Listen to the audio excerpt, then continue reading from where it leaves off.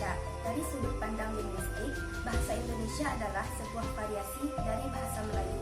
Dalam hal ini, dasar yang dipakai adalah bahasa Melayu Riau, tetapi telah mengalami perkembangan akibat penggunaannya sebagai bahasa kerja dan proses pembukuannya pada awal abad ke-20.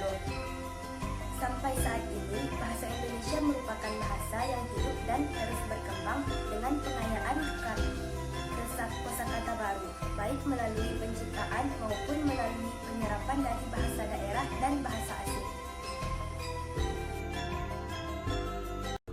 Bahasa Indonesia mulai berkembang pada tanggal 28 Oktober 1928 yang pertama kali digunakan oleh Tjah Dato' Kaji dalam pidatonya yang berbahasa Indonesia.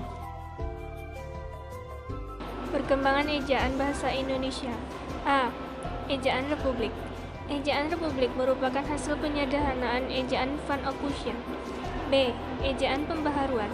Ejaan Pembaharuan merupakan suatu ejaan yang direncanakan untuk memperbaharui ejaan Republik. C. Ejaan Melindo. Ejaan Melindo atau Melayu Indonesia merupakan hasil perumusan ejaan Melayu dan Indonesia pada tahun 1959. D. Ejaan yang disempurnakan. Fungsi bahasa Indonesia. Fungsi umum bahasa alat komunikasi manusia sebagai berikut. Fungsi khusus yang sesuai dengan tujuan, yaitu faktik, konatif, emotif, kultural, politis, edukatif, mengatur diri, mengatur orang lain, interaksi, adaptif, sosial, dan sebagainya berikutnya. Tentang kedudukan bahasa Indonesia. Bahasa Indonesia memiliki kedudukan sebagai bahasa nasional sekaligus sebagai bahasa negara.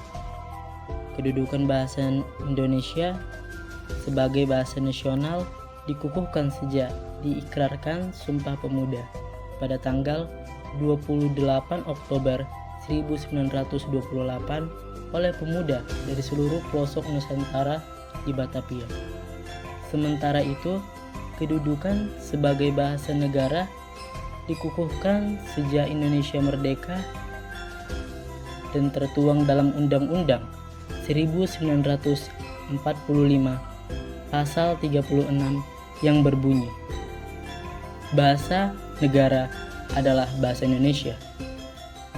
Sebagai bahasa nasional, bahasa Indonesia memiliki fungsi sebagaimana disebut dalam Undang-Undang Nomor 24 Tahun 2009 yang bersifat ideal politis sebagai berikut. Dan yang pertama,